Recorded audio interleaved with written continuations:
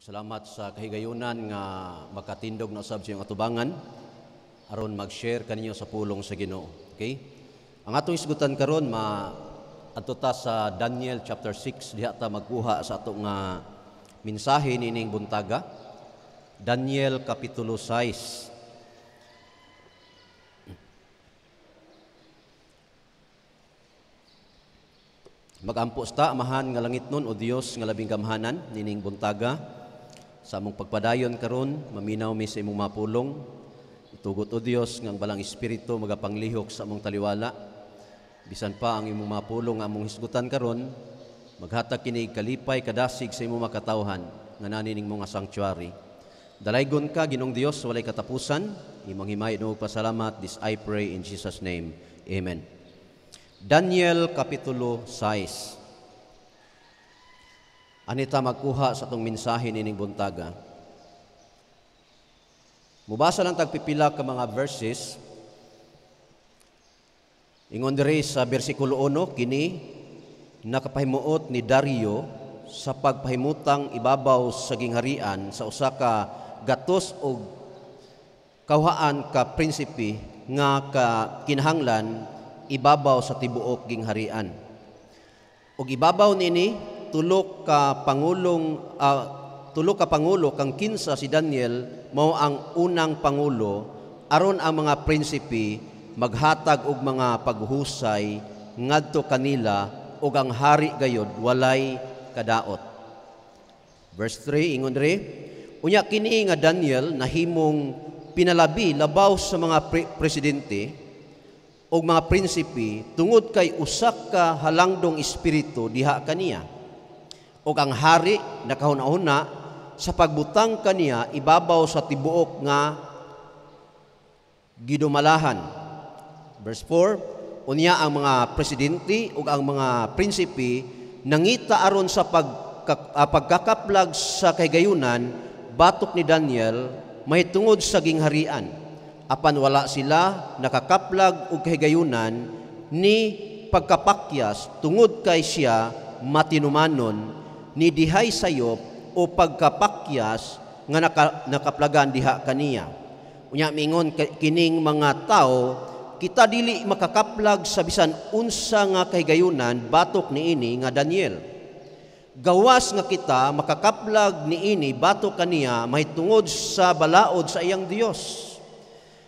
Unya kini silang mga presidente ug mga prinsipe miingon mitigom pagtingob ngadto sa hari ug miingon ngadto kaniya, Haring Dario, buhi sa kahangturan, ang tanang mga presidente sa gingharian, ang mga gobernador, ang mga magtatambag ug mga kapitan, nagkahiusa sa pagkonsulta, pagtingob aron sa pagpalig-on sa usa ka harianong tulumanon ug aron sa paghimo nga lig-ong mando nga si bisan kinsa nga mangako sa usa ka hangyo mangayo sa usa ka hangyo ni bisan kinsa nga Dios o sa tao sulod sa katluan ka adlaw o 30 days gawas kanimo o hari itambog ngadto sa langob sa mga leyon. Now mao ni ang atong mensahe ning buntaga atong hisgutan karon, magpabilin nga matinud-anon taliwala sa mga daotan. Mao ni atong topic ni buntaga, magpabilin nga matinud-anon taliwala sa mga daotan. Now, ato sang ilailahon kinsa ni si Daniel. Kung imong tan-awon ang chapter 1, si Daniel mga kaigsunan taga Jerusalem ni siya. Niadtong panahon nga si Haring Jehoiakim mo'y hari sa Juda, si King Nebuchadnezzar miadto sa Jerusalem aron pakigubat. Og ang Jerusalem ni atong panahon napildi ni King Nebuchadnezzar. Og sa diyang napildi si Jehoiakim, motong pag-uli ni Nebuchadnezzar ngadto sa Babylonia, nagdala siya mga bihag. Og usa sa gipangpili gyud ni King Nebuchadnezzar nga mga captives, katong mga tao nga mga maalamon. Maayo sa science, maayo sa pagbasa sa panahon og apil na diha si Daniel. Upat sila ka mabatan-on, Shadrach, Meshach ug Abednego og si Daniel, apil atong panahon na. Now, ang the name Daniel, ang but pasabot di ay sa ihang ngalan, God is my judge. Mo na ngalan ni meaning sa ngalan ni Daniel, God is my judge. Og sa dihang miabot siya sa Babylonia, ang iyang ngalan giilisan og Belteshazzar. Ang but pasabot means Lady protect the king. So ang meaning nga Belteshazzar, ang but pasabot Lady protect the king, referring to the goddess Sarpanito. Muni siya ang giilang diyosa sa Babylonia. Oh. Unya kini si Sarpanito, ang iyahang wife ni siya ni Marduk. Kini si Marduk makaigsunan siya ang chief god of Babylon. Kay ang Babylonia daghan na sila giilang nga Ginoo. So apil diri mo na nga si Daniel giilisan ang iyang ngalan og Belteshazzar, ang but ipasabot Lady protect the king. Now, muna ang iyahang but ipasabot. Now, dunalay mga pipila ka mga puntos nga atong isgutan karon sumala sa chapter 6 nga atong gibasa. Dunay 7 ka mga puntos, pero ako ning siguroon nga dili moabot ang 30 minutes mahuman nato ang 7 ka mga punto. 7 points nga atong isgutan karon. Point number 1, his position. Unsa may position ni Daniel didto sa Babylonia. Verse 1 paingon sa 3, makita nato diha ang position ni Daniel ug ang iyang promotion. Bersikulo 1 paingon sa 3. Atong panahon na si King Nebuchadnezzar nag-create siya og mga mahimong leader sa iyahang gingharian og naghimo si King Nebuchadnezzar og 120 ka mga 120 ka mga prinsipi og 3 ka mga presidente atong panahon na. Og kining 120 ka mga prinsipi og 3 ka presidente, si Daniel ang pinakalabaw sa 3 ka presidente nga ang 120 ka mga prinsipi og kinahanglan gyud sila mo refer ngadto ni Daniel. Sa ato pa, ining panahon na si Daniel, bisan tuwa na siya sa Babylonia, ang Ginoo nag-uban niya. Gipromote si Daniel sa Ginoo didto sa Babylonia.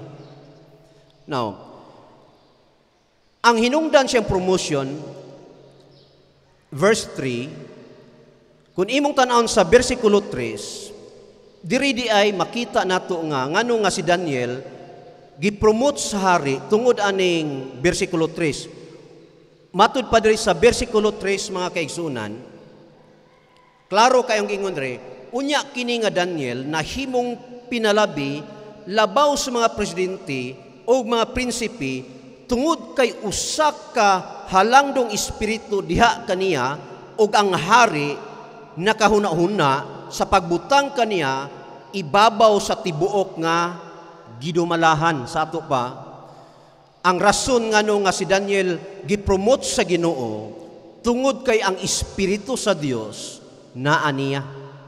Ngani sa chapter 1 verse 17, kung atong tan-awon mga kaigsunan sa verse 17 sa chapter 1, klaro kaayo nga si Daniel mga kaigsunan dunay pinasahi nga kaalam. 17 ingon diri,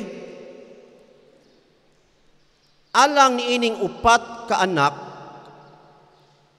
kini si Shadrach, Meshach ug Abednego, apilas Daniel, alang niya itong upat ka anak, ang Dios mihatag kanila og kahibalo og kabatid diha sa tanang pagkat-on og kaalam, og si Daniel adunay pagpanabot sa tanang mga panan-awon og mga damgo. Mao ni si Daniel na siya pagpanabot sa tanang mga pananahon ug damgo. Motong ang hari nakanahuna nga si Daniel ibutang sa pinakataas nga posisyon. Number 2, his peril. Taliwala sa pag-uswag ni Daniel, taliwala sa pag-bless ni Daniel sa Ginoo ni Daniel, dunay giatubang si Daniel nga piligro. Verse 4 paingon sa 9. Nakatubang si Daniel og piligro. Ang hinungdan ani mga kaigsunan, kining word nga envy. Ang mga tao niadtong panahon na, ang 120 ka mga prinsipi ug ang duha ka mga presidente nais ni Daniel. Saan ang is? Nasuya. Mo nang si Daniel ani panahon na, gatubang siya og grabe nga kanabang ingno nato nga piligro.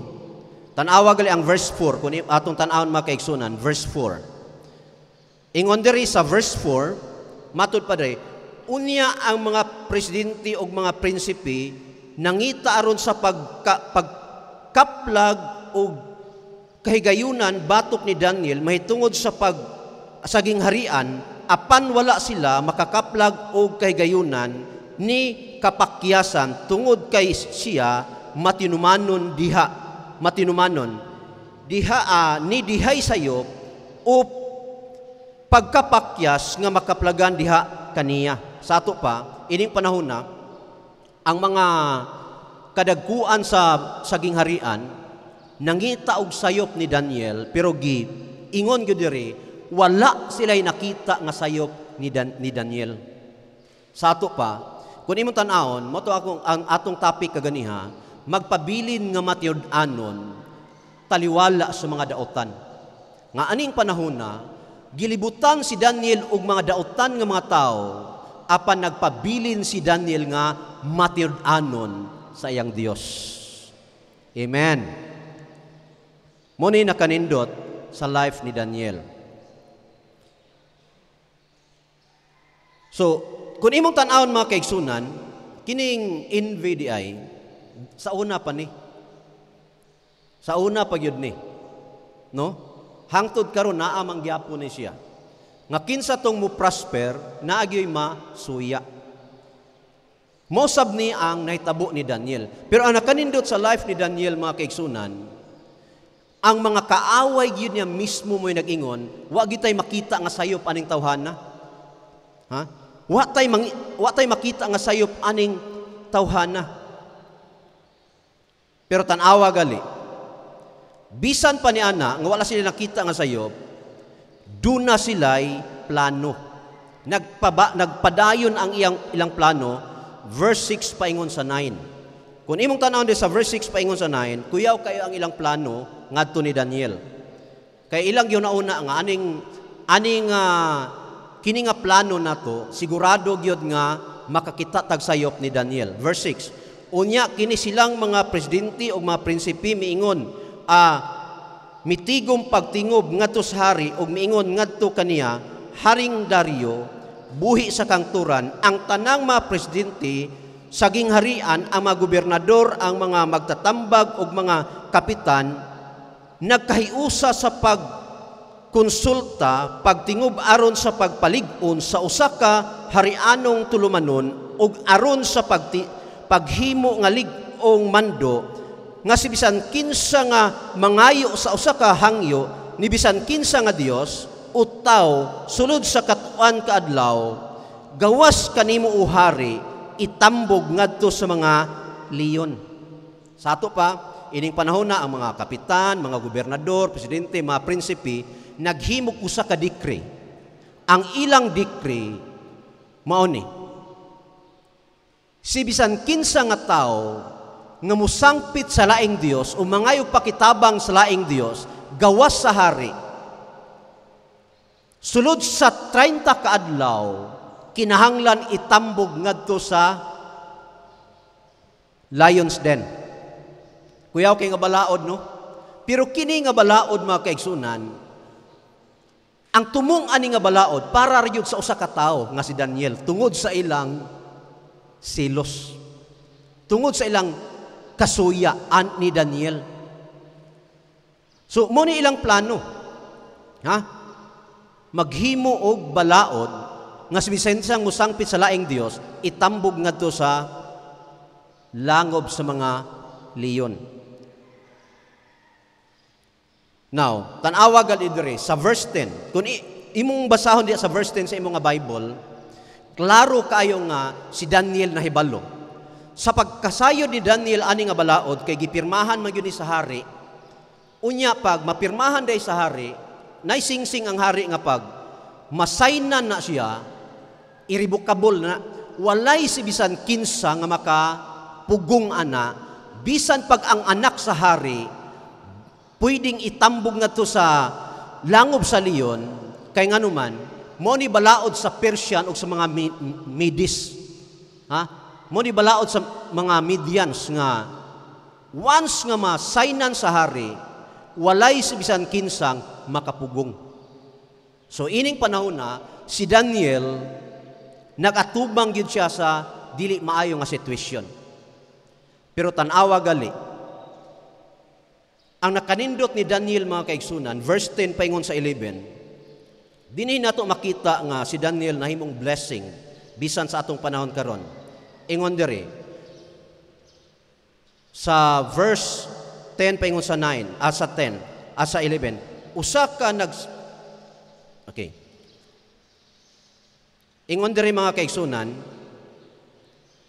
karon sa diha nga si Daniel nakahibalo nga ang sulat gipirmahan siya misulod sa iyang balay og ang iyang mga bintana ingon nga abli diha sa iyang lawak patubang ngadto sa Jerusalem. Siya miluhod nganha sa iyang mga tuhod tulok kahigayon sa usa ka adlaw og miampo og mihatag sa mga pagpasalamat sa atubangan sa iyang Dios, ingon sa iyang gibuhat kaniadto. Sa ato pa, ang batasan gyud ni Daniel, mag-pray siya 3 times a day. Musulod siya sa iyang lawak, magampo, magatubang ato sa Jerusalem. Kay nahibaluta nga ang Jerusalem naa diha ang buhi nga Dios. Kay atong panahon na si Daniel, captive siya sa Babylonia. So ang iyang gibuhat 3 times a day, gaampo siya patubang sa Jerusalem. Pagkahibalo niya sa maong nga balaod nga gipirmahan na sa hari, wala mahadlok si Daniel. Instead nga mutago siyang magpray, gibuksan niya ang mga bintana sa iyang lawak aron makita sa iyang mga kaaway. Amen. Pwede mo unta nga si Daniel atong panahon na mo compromise nga magampo nga kanang hilom ba? Nga dili bitaw magpahalata, pero atong panahon na makita nato nga si Daniel para niya blasphemy ang mao nga balaod, para niya makaigsunan dili pwede nga dili niya ipadayag ang iyang pagtuo taliwala sa mga daotan nga mga tao. Iyang gibuksan ang iyang lawak, atubang sa Jerusalem, nagampo katulo sa isa ka adlaw og didto nakit-an si Daniel og sayop sa mga palibot niya. Ha? Moto nga ang mga katawhan mingon dayon mi atubang ngadto sa hari. Ang ilahang giingon nga nakit-an si Daniel ang nagsangpit sa laing Dios. Adito na ang problema ni Daniel.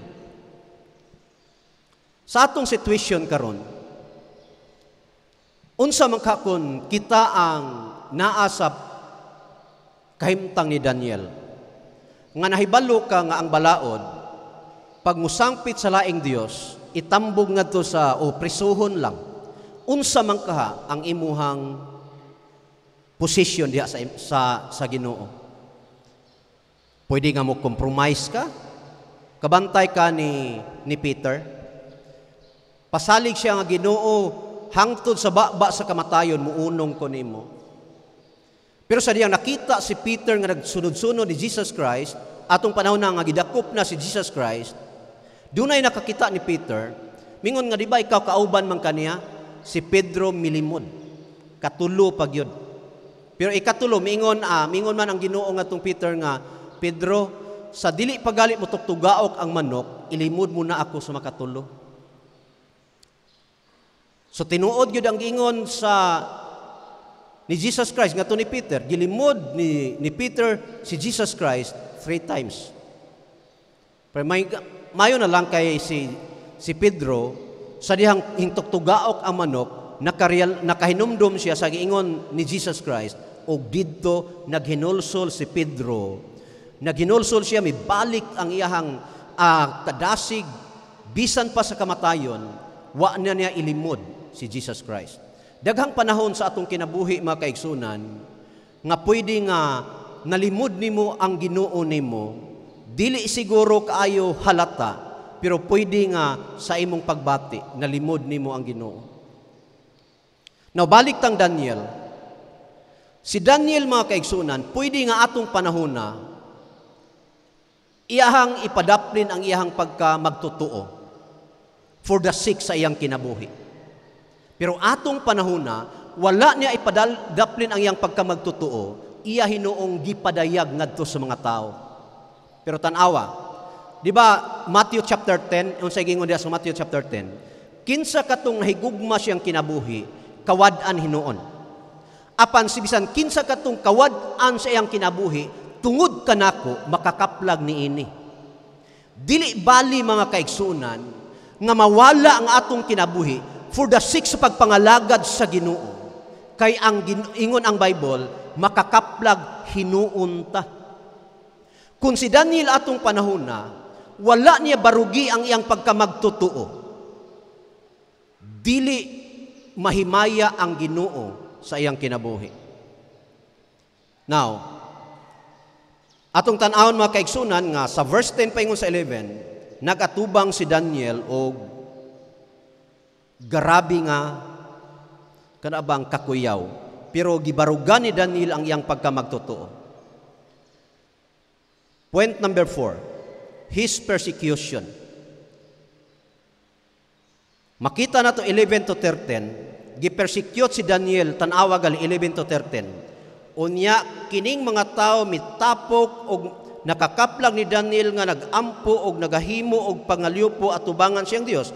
Unya sila miduol og misulti sa tubangan sa hari, may tungod sa mando sa hari. Dili ba ikaw mipirma sa usa ka mando nga ang matag usa ka tawo nga mangayo sa usa ka hangyo ni bisan kinsa nga Dios, utaw sulod sa katluan ka adlaw, gawas kanimo o hari, itambog ngadto sa langob sa mga leon.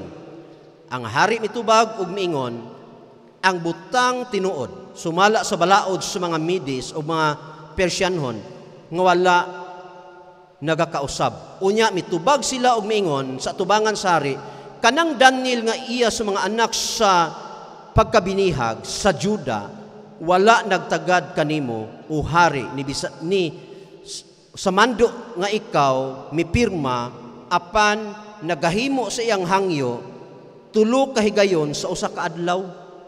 Tiamo na, unya ang hari sa diha nga siya nakadungog nini, nga ang mga pulong hilabihan nga nasilo sa iyang kaugalingon, og mi tumong sa iyang kasing-kasing kang Daniel, aron sa pagpahigawas kaniya, og siya naningkamot hangtod sa pagsalop sa adlaw, aron sa pagpalingkawas kaniya. Niadtong panahon na, wa gyud mahibalo ang hari, nga kadtong mo nga balaod, para ni Daniel.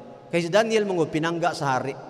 Pagkahibalo sa hari ani, naningkamot ang haring ayang isave si Daniel, pero gipirmahan na.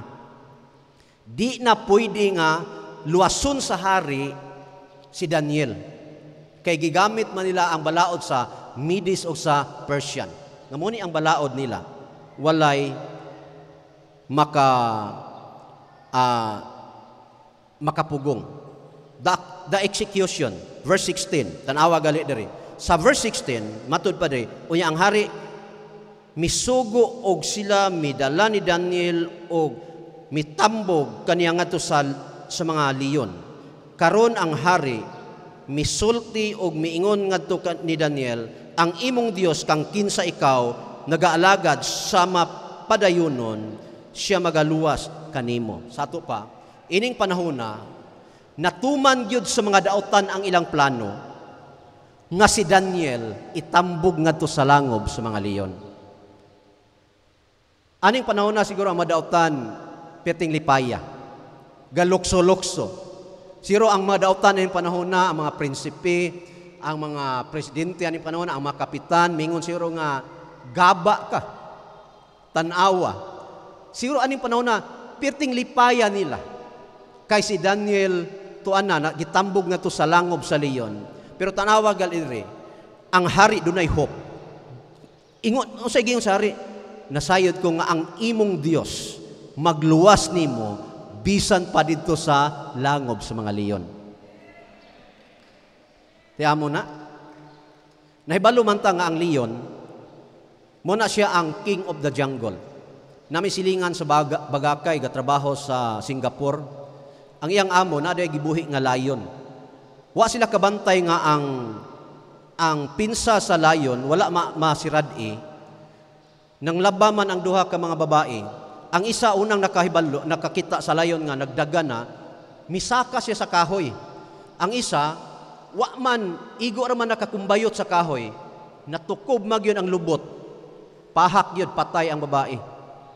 Kang layon mga kaigsunan, ining panahon na, gipanggutom. Ha? Gipanggutom ang mga layon aning panahon na. Imagino nimo, ang faithful nga tao, ang matiud-anon nga tao, nga nangalagad sa Ginoo, hingpadulong didto. Siguro atong panahon na sa, kung imong tanawon, ikaw pa siguro to, daghan siguro kag ma-question sa Ginoo. Mayroon ka nga, Lord, nag-faithful man ko nimo. Pero ngano nga karon nga padulong naman ko sa death penalty? Ha? Ngano man nga karon padulong naman ko sa kamatayon nga nag-faithful man ta ko nimo, nag-pray ko 3 times a day. Di ba daghang panahon sa atong kinabuhing mag-question ka sa Ginoo, Lord, nag-faithful man ko. Panalita, nag-faithful ka sa imong tithes. Lord, nag-faithful man ko sa akong tithes. Pero nganong na may mga circumstansya, nganong na may mga kalisod, nganong doon na may mga problema. Di ba, daghang panahon sa atong kinabuhi mag-question ta sa Ginoo. Pero tanawa si Daniel. Ang hinungdan nga nung natambog siya sa langob sa leon, unsa hinungdan? Pagka matinud-anon nga nagampo sa iyang Dios. Wala siya matambog sa langob sa leon tungod kay nahimo siyang nagbinuang sa gingharian. Wala siya natambog sa langob sa leon tungod kay kriminal siya o unsa iyang gipangbuhat nga daotan. Ang hinungdan nga natambog siya sa langob sa leon, faithfulness. Pagkamatinud-anon mga kaigsunan. So nahatulan si Daniel sa death penalty. Kay sigurado yung mamatay si ang pag-itambog sa langob sa leon, mamatay man gyud. Pero tanawa ga diri mga kaigsunan. The preservation, his preservation. Tanawa, verse 18 to 23, imong makita nga ang Ginoo ga preserve sa kinabuhi ni Daniel. 22 ingon diri sa 22. Matod pa diri sa pulong sa Ginoo. Ang akong Dios sa 21 unya miingon si Daniel miingon si Daniel ngadto sa hari o hari buhi sa kangturan. Ang akong Dios mipadala sa iyang anghel og mipatak-om sa baba sa mga leon aron sila dili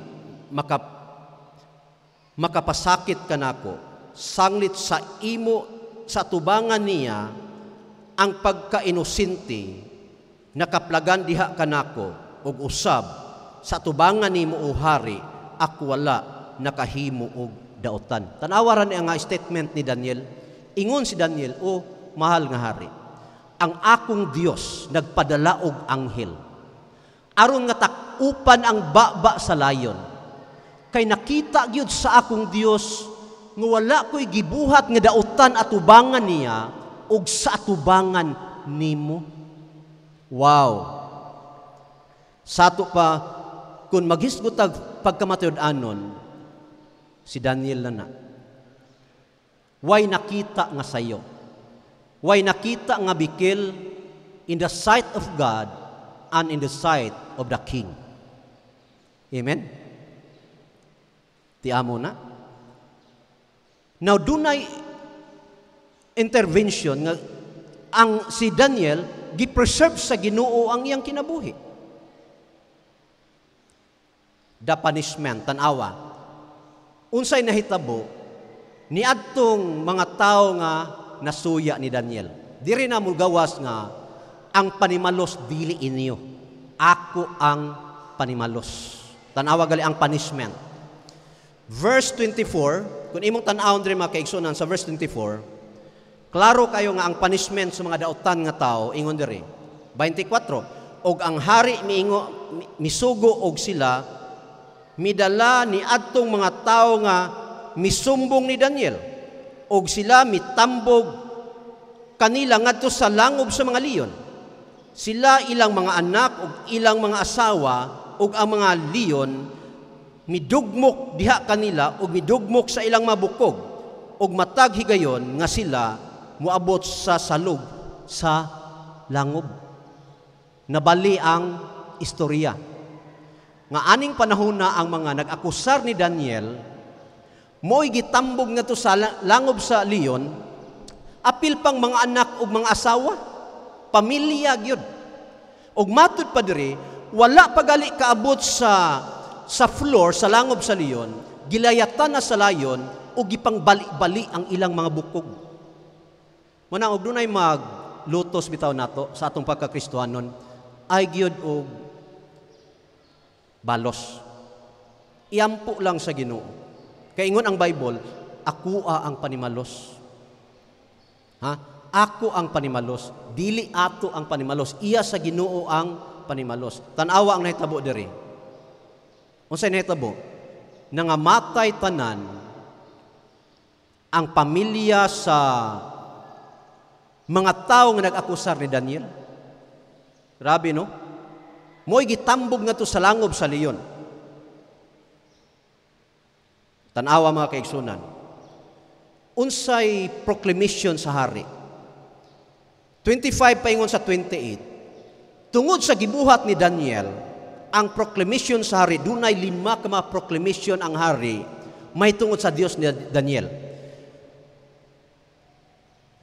Sa 26, imong makita din last, ingon diri sa pulong sa Ginoo, 26, ako naghimo sa usa ka mando nga sa matag gidumalahan sa akong gingharian ang mga tao magkurog ug mahadlok sa tubangan sa Dios ni Daniel. Tiamo na ang pagka-Dios-Diyosan sa hari kay ang Babilonia daghan kay Dios-Dios. Apil na diyan ay mga Dios-Dios nga babae, pitindaghan na.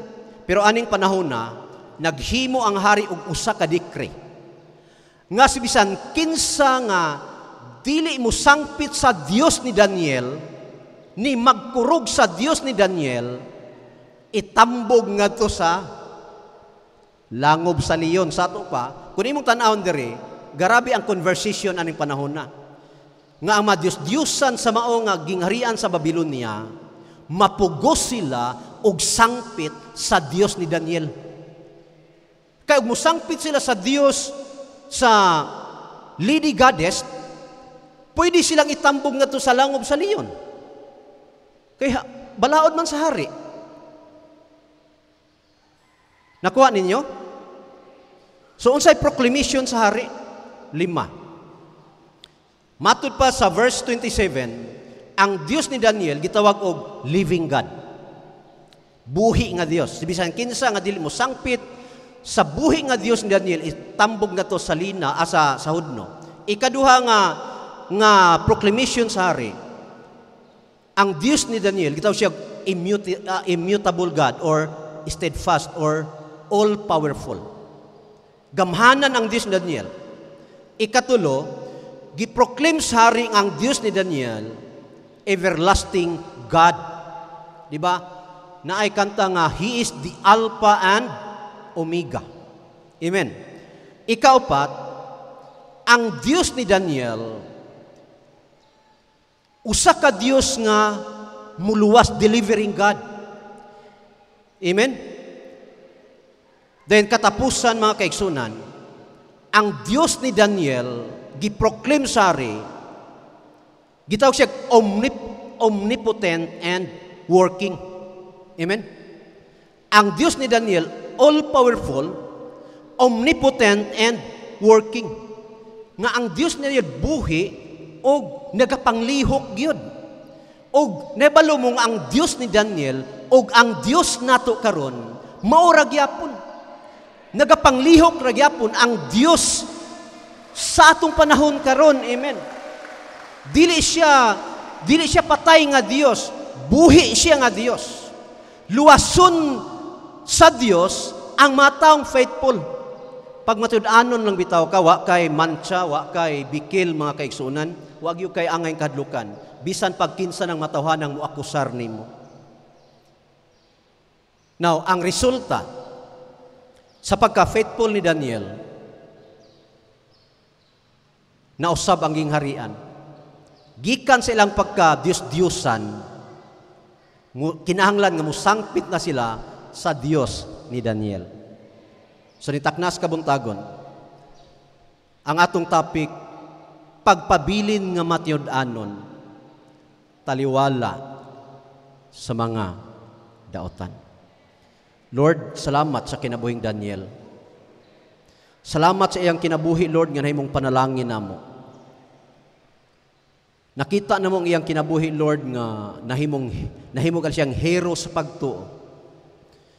Bisan nagatubang siya og peligro sa kinabuhi, ngayang nakita nga nagngulob na ang mga leon tungod sa ilang kagutom. Pero iya gyapon gipakita nga nagampo, nagatubang sa Jerusalem, nagampo 3 times a day. Wa siya mahadlok sa kamatayon. Pantungod sa iyang pagkamatiod-anon, imong gi-preserve ang iyang kinabuhi. Nagpadala kag mga anghel, ngadto sa langob sa leon, pagtakom sa baba sa mga layon. Nya ingon gali ang imong pulong, Lord, nga bisan garas walay makita sa lawas ni Daniel. Tungod kay ikaw man ang Dios nga buhi nga among gialagaran. Lord, panalangin ang imong mga pulong. Liguna nga among pagtuo, O Dios. Taliwala ni ining hiwi o daotan nga kalibutan. Makita ang among pagkakristohanon. Makita ang among pagkamatiud-anon. Bisan ining among panahon karon. Makita nga kami mga magtotoo. Nga matiud-anon nga nangalagad nimo. Amahan, salamat sa imong pulong. Panalangin kini. Dungog himaya imong tanan, this I pray in Jesus' name. Amen.